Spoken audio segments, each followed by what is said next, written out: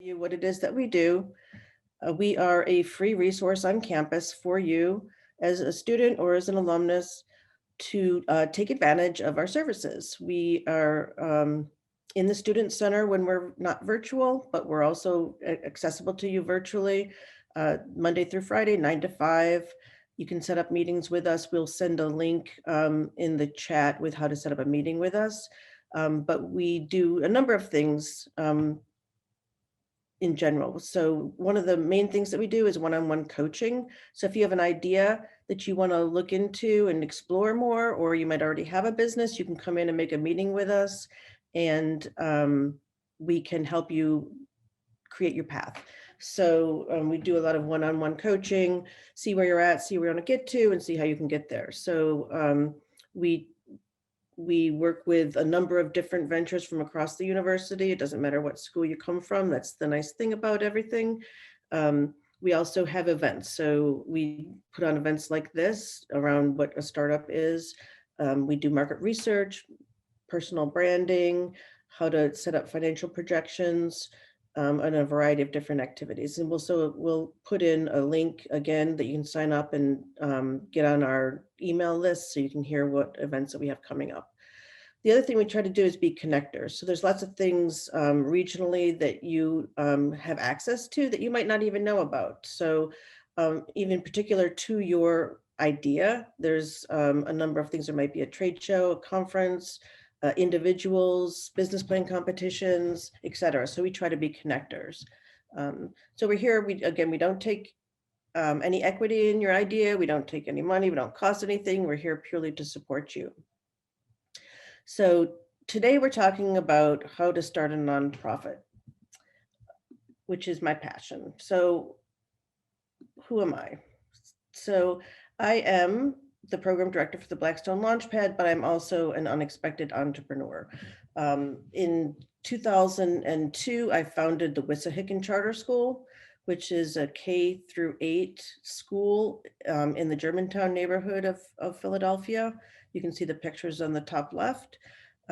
This is my baby. We started with 6 grades in 2002, and we've grown to K-8, and from 250 students in 2002 to now 800 students and 2 campuses. So it's a nonprofit.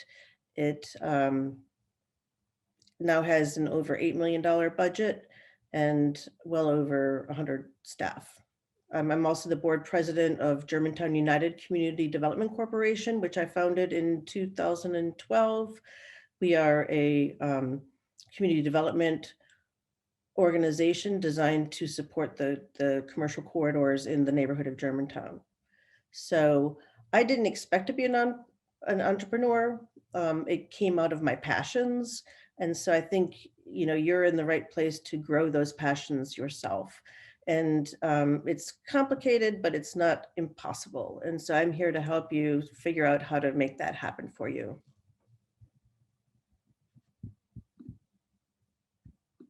One second. So what is a nonprofit organization? These are a number of of organizations that I'm going to go through. And if you can think about which one of these is a nonprofit. So Independence Blue Cross, the insurance company, the Archdiocese of Philadelphia, Mass Street Charter Schools, United Way, Patagonia, WHYY, Donald Duck for President, Phi Sigma Sigma. So which one of these in your head is a nonprofit? So Independence Blue Cross is a nonprofit, which is surprising to a lot of people because it's a huge corporation, but they are in fact a nonprofit. Similarly, the Archdiocese of Philadelphia, their endowment, the Catholic churches, their endowment is the largest in the world, but they are also a nonprofit. Most churches are nonprofits. Most schools, similarly, are nonprofit, including charter schools. United Way, Patagonia is not. Patagonia is what's called a BCorp, and we're going to go into that in a moment. WHYY, the radio station, is also a nonprofit. Donald Duck for President is also a nonprofit. Phi Sigma Sigma fraternity is also a nonprofit. So you can see that a lot of organizations, both large and small, can be organized as a nonprofit entity. So what makes them a nonprofit? Why would you become a nonprofit? So you can choose to organize as either a for-profit or a nonprofit. It's totally up to you. Why would you choose to organize as a nonprofit? One, you have a social mission. Your goal for your organization is to do good. Your donors, the people that give to you or support you, can give and get a tax write-off. So there's a benefit to organizing as a nonprofit because your donors can then get a benefit and would be more inclined to give to you. You have access to grants and foundations. Many foundations will not give to organizations that are organized as a for-profit entity. So that gives you opportunity to access funding. And then you yourself are exempt from taxes if you organize as a what's called a 501c3, and we'll go into that in a minute. So I mentioned the B Corp. B Corp is a relatively recent designation from the IRS that allows you to identify yourself as a socially impactful organization, but not a nonprofit. Why would you choose to become a B Corp as opposed to a nonprofit? You have opportunity to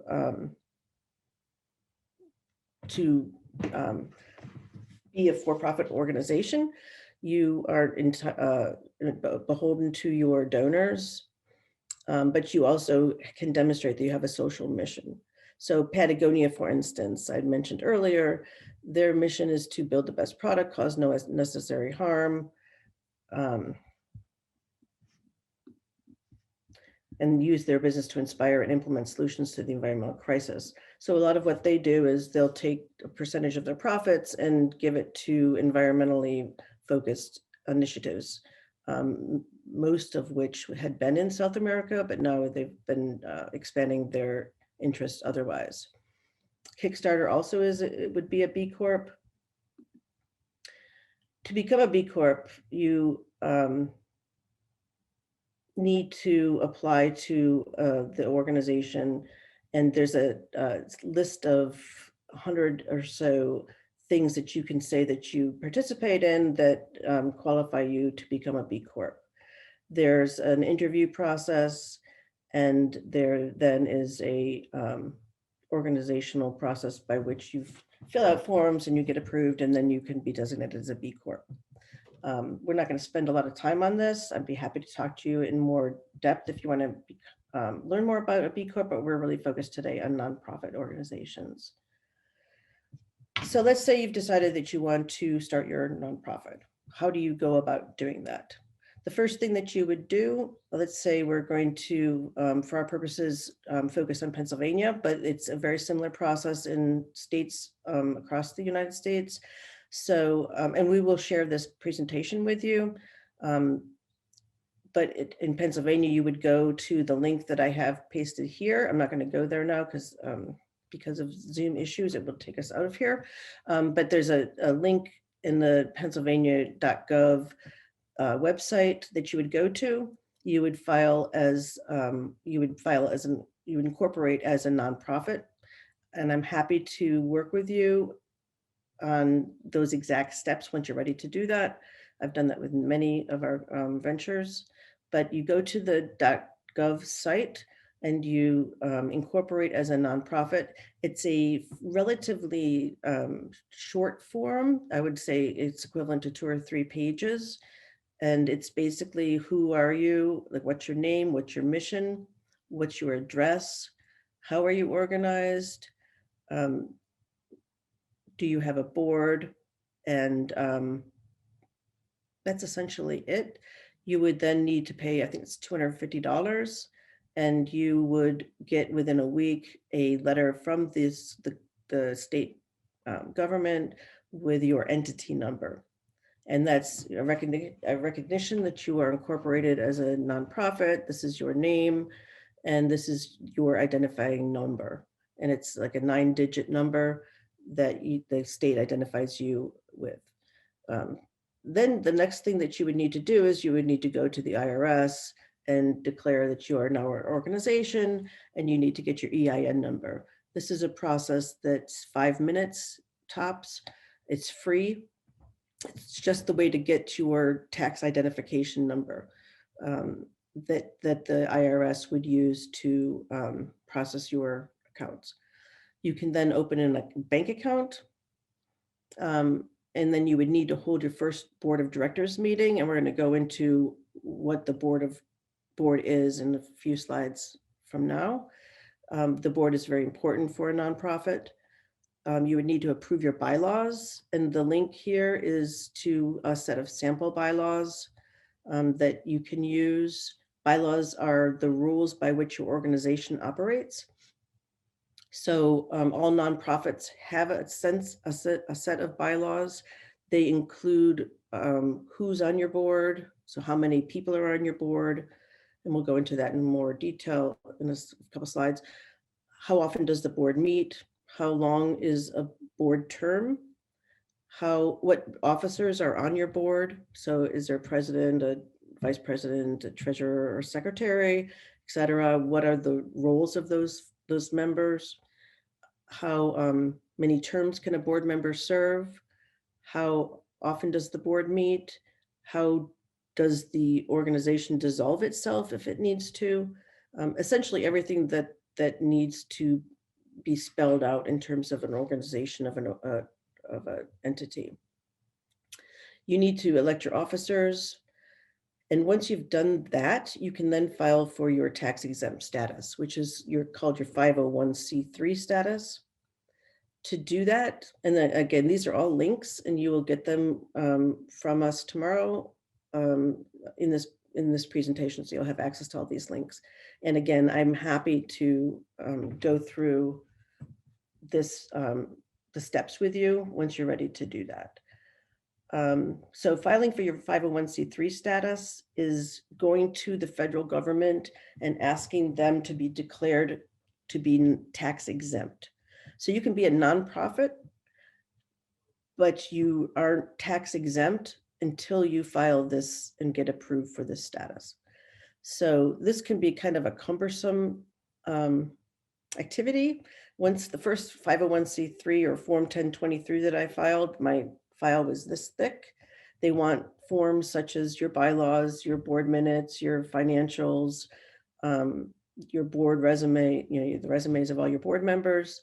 But since then, and this was in 2002, since then they've established a form called the Form 1023EZ, and that's for entities that have an income less than $50,000.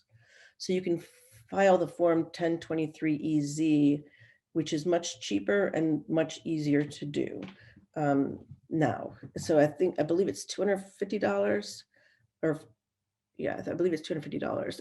And I want to correct myself from before. I think filing for your incorporation is $125 for the Commonwealth of Pennsylvania. So the 1023EZ is $250. The full form is $750. So you save considerable amounts of money, and it's considerably shorter to file. So once you've filed that, it typically takes 2 to 3 months for them to come back with a determination of your status. However, once you filed it, you are able to start raising money, and your donors will be tax exempt, provided that you are ultimately approved. So you have 24 months to get approved, and during that time, your donors are eligible to deduct their contribution on their taxes. So that's a lot. I'm going to pause for any questions that you might have.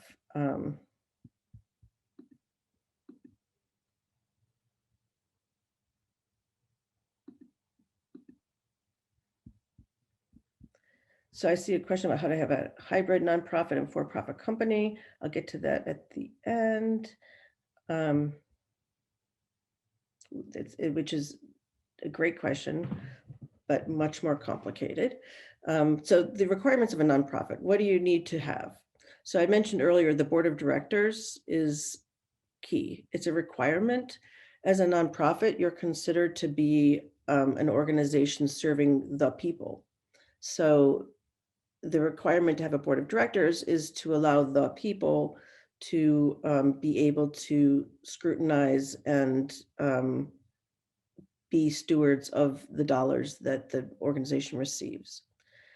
We're going to go into your board much in the next couple slides. You are beholden to your mission. So you've submitted with your 501c3 application, as well as your incorporation, your mission statement. You are beholden to your mission, and there's greater scrutiny of that because you are a public organization and because you are exempt from taxes. So the IRS is going to make sure that you are operating within your mission. And that gets a little bit to the question about having a hybrid nonprofit versus a for-profit company. If you think back, I think last year or a couple years ago, Donald Trump had a nonprofit that he was raising money for, that he was using to buy pictures of himself for his golf courses and other things that weren't within his mission. So the IRS shut his organization down. So you need to make sure that what you're doing and the activities that you're engaged in are aligned with that mission that you've reported to the government. You can expand and you can change as long as it's documented in your minutes of your meetings and that it makes sense. So as long as your story is in your expansion is aligned and is a socially focused mission, you're fine. You just need to make sure that everything's documented and approved and driven by your board of directors.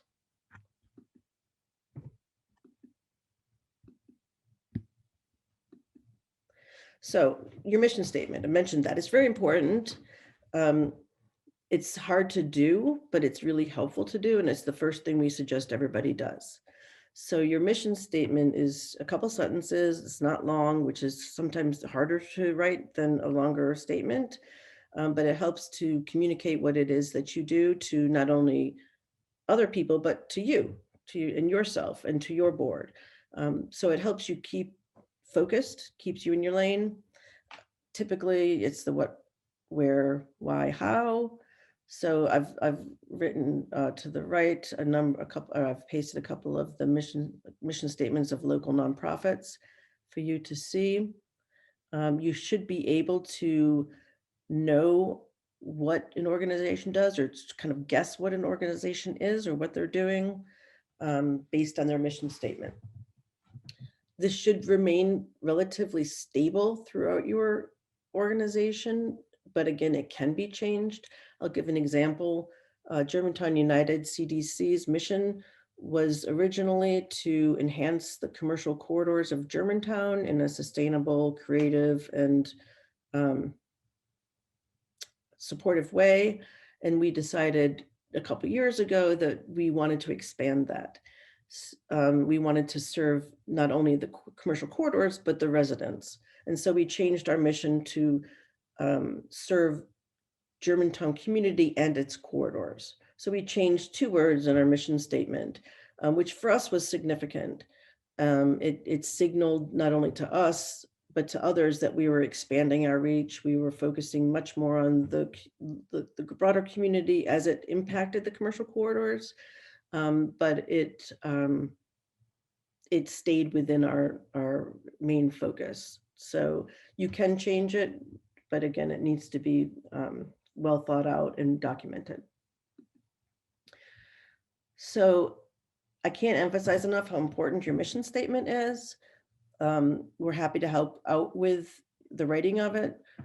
And it can change. It needs to be well thought out though. And so here's some advice on what makes a good statement as opposed to a bad statement. I'm going to just leave that there. I'm not going to read through it. Again, you'll have the PowerPoint so you can read through it as you work through your mission statement. We're happy to be, again, helpful on this because it's not easy to do. So your board. Your board is probably the most important thing you can do as a nonprofit entrepreneur. Your board can sink or swim you. And I've worked with many boards, and I can tell from meeting a board how well the organization functions based on how they function.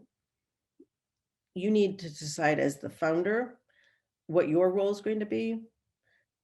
Are you going to be hands off and not a staff member and serve on the board and just help steward the organization? Or do you want this to be your main role? If you do, you need to decide, are you going to be paid? And many times what happens, and this happened both in the case of Wissahickon Charter School and Germantown United, is the board is initially the organization. You don't have a staff. And so you as the founder would be this probably the president of the board typically, but you might want to aspire to eventually be the CEO. So that's tricky because once you've founded your board is the decision maker. You are not the decision maker. So you could be one vote, but you have whatever number, 5 or 6 other voters on there. And so if you eventually want to be a paid staff member, you need to be aware of that and navigate that. So you need to define what your role is going to be. Are you the board president? If you want to be a staff member, eventually you need to communicate that well with your other other board members and make sure that they're aligned. I can't emphasize enough communication, and I'll get to that in a few minutes. You want to pick people for your board who are passionate about your mission. You want to make sure that those people that are joining your board are going to be committed and contribute.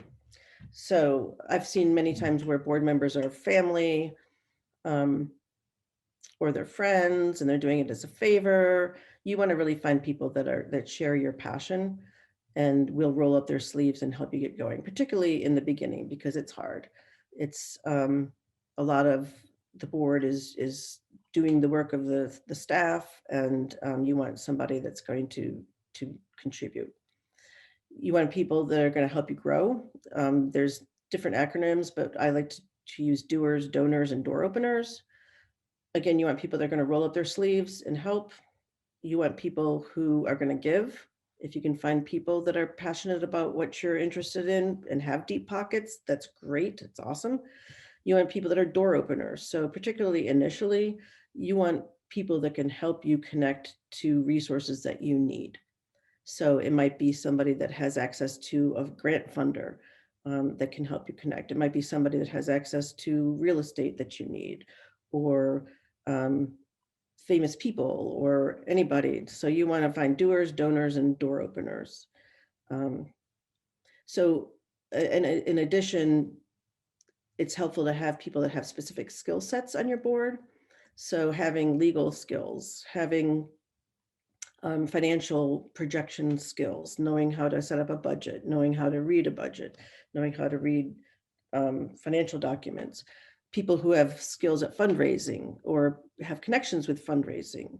Those are all really important skills. Building a board, I think, is organic. So it's done by, maybe you start small. Maybe you have 2 other people that you have connections with, you trust, you feel really comfortable with, they share your passion. You start there, and then you talk and you network. Even if you haven't incorporated yet, talking about your passion, sharing your idea, acting as if it's in existence is really important. When we've founded the Wissahickon Charter School, we had monthly information meetings about what it is we were doing, about the initiative. We didn't have a school, we didn't have approval, we didn't have students, we didn't have staff.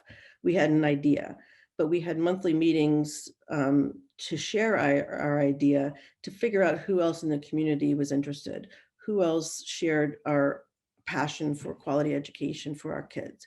And gradually we would pick, maybe from a meeting where we had 20 people, 2 people would express more interest. We would gather them, bring them into the fold and grow. And, at the end of our planning, we had a steering committee of 20 people, ultimately, which 10 of them joined our board. But we were able to vet them and figure out who was truly passionate, who had skills that we needed to move forward. And it was all just talking about the fact that we were going to exist, even when we didn't exist, was really important.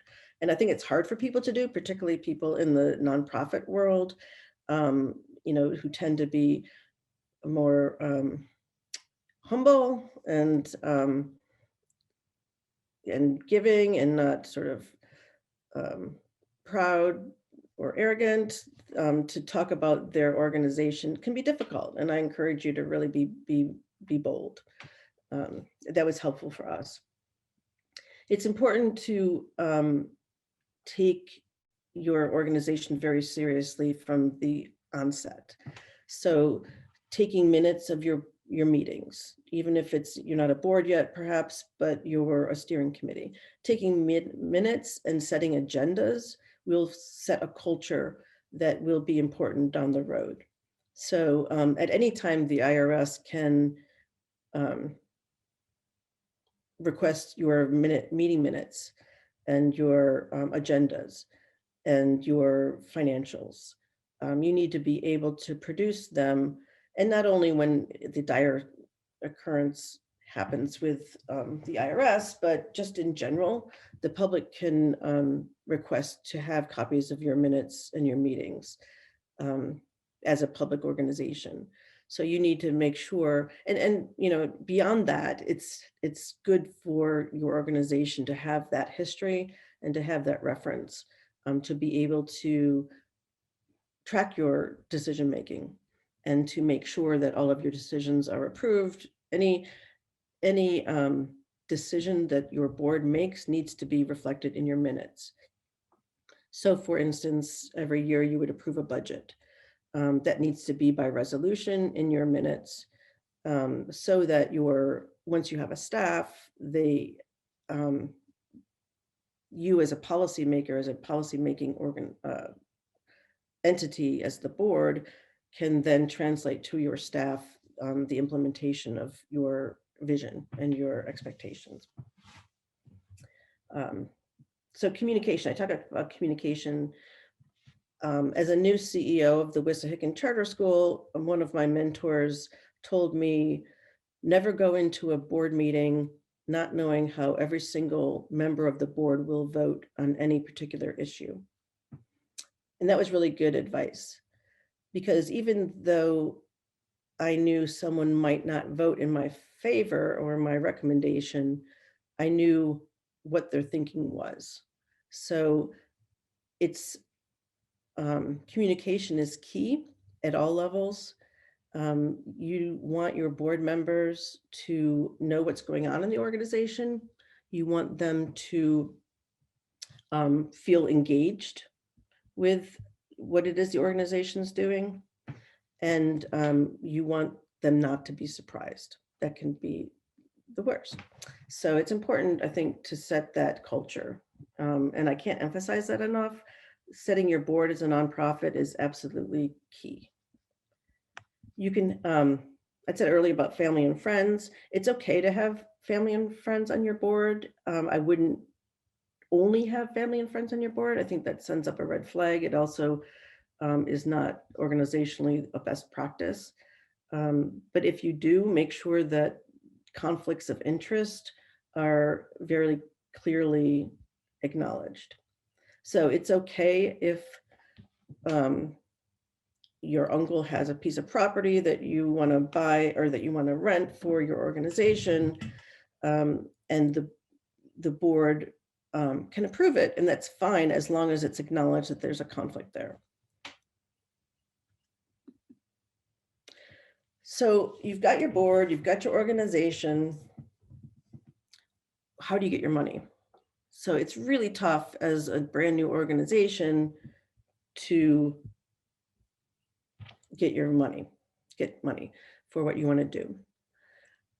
So without financial data and a proven track record, it's really difficult to get money from banks, from foundations, from grant makers, from the government, et cetera.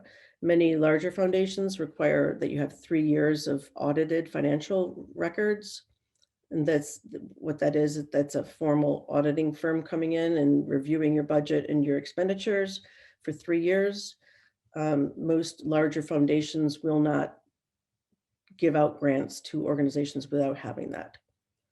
So I'm going to go in a minute to where you can get money without having that. But when you do ask for money, what you need to know is what do you want to spend it on? So what you need a practical budget. You need to say, if you give me $10,000, this is what I'm going to do with it. So having a pilot program or having a set budget about what you're going to do with that money is important. People are giving you money. They want to give out their money, but they want to know that their money is going to a good cause and a sound project. What I like to do is look at other similar organizations' budgets. So if you're not familiar with GuideStar, guidestar.org, and there's a link later in this presentation, is a great place to look. GuideStar is a nonprofit who gather all of the tax records of nonprofits across the United States and post their financial records. So you can go in and see any nonprofit's tax returns. And basically what that tells you is where is their money coming from, who's on their board, how much is their executive being paid, who's giving them money, and what are they spending it on. And it's really helpful to look at similar organizations to what you want to become, to see how they're organized, how much money is going to what, like, are they spending 80% on their personnel? Are they spending it on their programs? Who's giving them money? It's also helpful to look at their websites. So looking at similar organizations to what you want to become and seeing who's giving to them. Typically, that's also who's probably going to want to give to you. So if you're looking at setting up an after-school program, for instance, looking at your local competition and seeing who's giving them money is really helpful, particularly individuals. So putting yourself out there and putting yourself in that space where those people that are giving to those organizations is great networking. People want to give away their money, and you just need to put yourself in their way and let them know what it is you're doing and show your passion. And people give to people as much as they give to organizations. So asking for money is hard, but you've got to do it, and it gets easier as you do it. And if you're passionate and you're doing good work, you should ask for money and you should be given it. There's a really good TED Talk from a gentleman who started the AIDS walk. I would encourage you to Google. He really talks about why it's not terrible to ask for money for a nonprofit. You look at corporations and their CEOs, they're making millions and millions of dollars. Our nonprofit CEOs are making a pittance to that. And that's not necessarily how it should be. So I'd encourage you to look at that TED Talk. Some sources of money. So the large foundations like the Pew and the William Penn are going to give to those folks who have 3 or more years of audited statements. So how do you, as a new nonprofit, get funding? The first, a good first dollar amount, places to go would be family foundations. So the smaller foundations who are run by families who have specific passions are the ones that would give to newer organizations. So look for folks who have a passion in your area of interest. So family foundations, one of the ones that gave to Wissahickon early on was an organization in Germantown who had been founded out of the dissolution of our local hospitals. So their interest was in giving to local organizations focused on health in Germantown. There was a good one for us because we could make a connection with the founder. We were local. It was in our neighborhood. Start with those and network. Go to places, go to events, go to, I know it's hard in this virtual event or virtual time, but, go to places where these people hang out. Government grants, grants.gov is a good place to go for government grants. It's not for every nonprofit. It really depends on what your focus is, but in education, workforce development, those kinds of focuses, there's a lot of government opportunities available. Most larger corporations have foundations, like Comcast, for example, or Prudential. You can look for them and see what their giving interest is.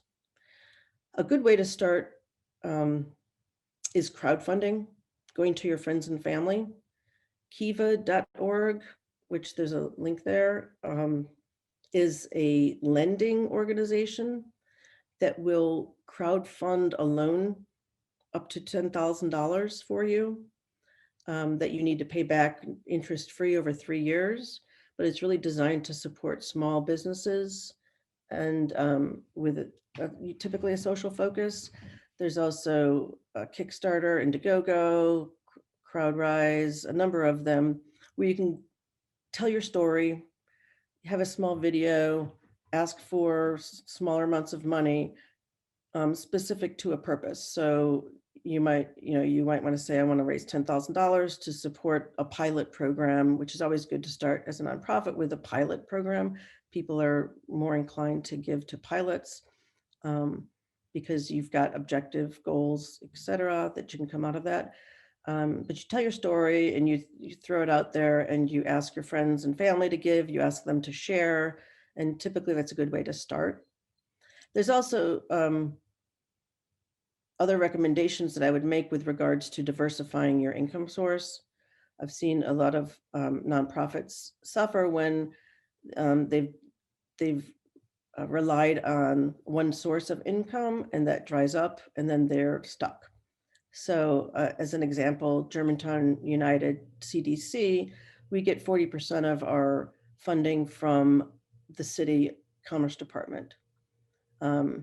It used to be we got 80% of our budget from the commerce department, which made me uncomfortable as the board president because we weren't guaranteed that money. And if that were to have gone away, we wouldn't be able to pay our staff. We have 5 staff members. We wouldn't be able to pay our rent. And so it's important to diversify your income. So fee for service is a way that you can diversify your income. Events and fundraisers. So fee for service would be something like consulting, for instance. I worked previously for a nonprofit that supported charter school development. So when I left Wissahickon Charter School, I consulted for this organization. So we would run our own programs, but then we also had a consulting arm that would help other organizations with issues that they were having. So that's a way to diversify yourself as you gain expertise. Consider consulting as well as another arm of income for your organization. Events and fundraisers, as an example, Germantown United, CDC, will run a annual fundraiser in November, December of every year, where we ask for straight up donations to support our work. We also have in the spring an event, in-person event that we call for the love of Germantown, but it's an in-person event that we hold at a eclectic venue each year in the neighborhood that we get over 250 people there. We have an auction that we raise as well. So we've got our corporate grants, we've got our government contracts, we have our annual fund, we have our fundraiser. So we have a diversified stream of funding coming in. I encourage you to think about that as well. and it's really hard to get started. And so, rolling up your sleeves and getting it done can be difficult and demoralizing, but if you push through it and you have a good board and you've got the passion, you'll do fine. And I'm happy to help people through this. This is my passion. There's other ways to support nonprofits as they get started. Resources for Human Development and the Urban Affairs Coalition are what are called umbrella organizations. These are companies or they're nonprofits themselves that have been set up to support nonprofits and nonprofit development. So they'll, for a fee, and they're set up a little bit differently, but typically they'll charge a fee to join, and then they will take a percentage of funding that you receive. So the Urban Affairs Coalition, I believe, charges $1,000 to become a member, and then they'll take 10% of any grant funding that you receive.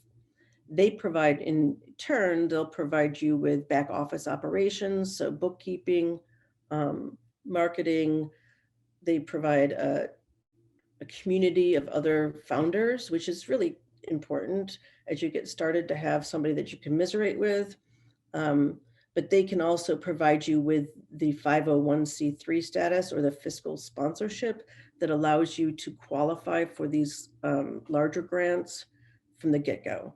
So the Pew and the William Penn Foundation grants that you wouldn't be able to qualify as a new nonprofit. If you join the Urban Affairs Coalition or Resources for Human Development, you immediately have access to that qualification to submit those kinds of grants. They give some credibility to your organization as well as a member of their organization. It's pricey, but for some nonprofits, it's worth it.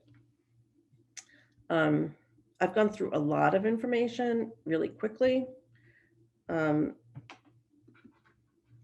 I am happy to meet with you individually. Happy to take your questions now. But that is my presentation. Any questions?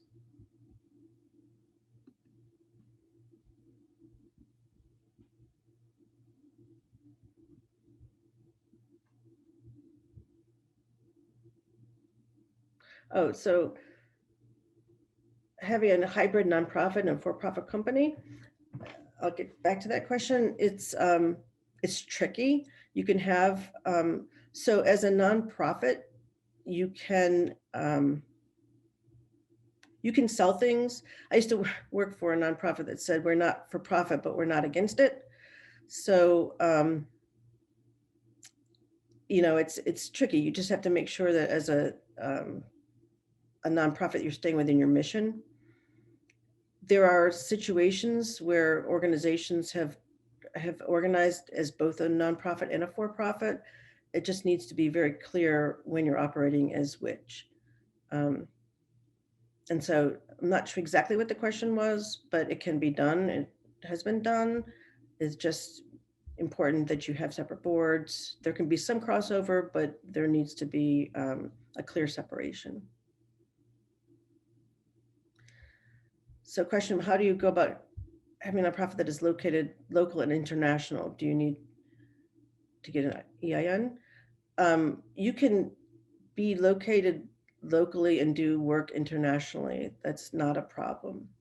I think you need to be careful about the laws in the countries that you're operating in. 2 EINs. No, you don't. You can though, and in some cases that's advantageous.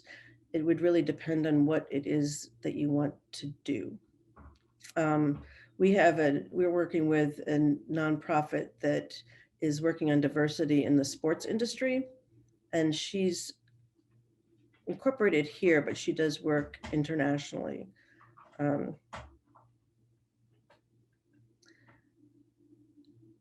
you have advice for finding passionate people who might become board members? Are there online forums, et cetera, where you can make connections? Great question. Yes, there are. The LaSalle LaSalle has a nonprofit center, LaSalle University, that you can reach out to for support finding board members. If you post, I think Indeed.com has a form for submitting to recruit nonprofit board members. I think organically is the best route because, like somebody mentioned to me, when you're seeking mentors or board members, having 5 dinners with them is important. I think it's really important to make sure who you're bringing on is going to be a good fit for your culture and your organization. Getting a toxic board member can be debilitating. And so it's really important that you're vetting who you're getting. Once you have a track record and traction, it's easier to recruit board members. So I would encourage you to start smaller and just add as you go. We at Germantown United CDC, for instance, will add a board member. We've got currently 9 board members. We have a board committee that vets board members. We'll ask them to submit the resume, we'll meet with them, and we'll have a couple meetings with them and then have a board vote. And so it's just important to, I think going lean is more important than having lots of board members. I guess I'll just say that. So how often do you see a CEO or staff also a board member? So typically it's best practices that your staff are not voting board members. And so almost 100% of the time, your CEO is an ex officio board member, but is not a voting board member. So you want your CEO to be present and engaged with board conversations, but not voting. Essentially, the board is the boss of the CEO. And so you don't want to mix those relationships. But you also want to make sure that they're very closely in communication. I think that's a great question, though, because the delineation is very important. So I'll give you an example. When I was the CEO of Wissahickon Charter School, my kids were in the school. They went to Wissahickon Charter School as well. So I'm a parent and I'm a CEO. Most of our board members were parents. And so, you know, the delineation, how you manage that relationship between when is a board member and when are they a parent, and how do they communicate with your staff was difficult to navigate. So you want to make sure that roles are very clear.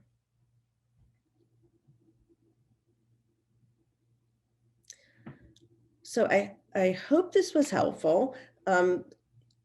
Kajra has posted ways to get engaged with us. Would love to hear what you guys are doing and would love to help you one-on-one. Again, this is my passion. You can meet with us. We're here Monday through Friday, 9 to 5. Very interested and really appreciate you being here today.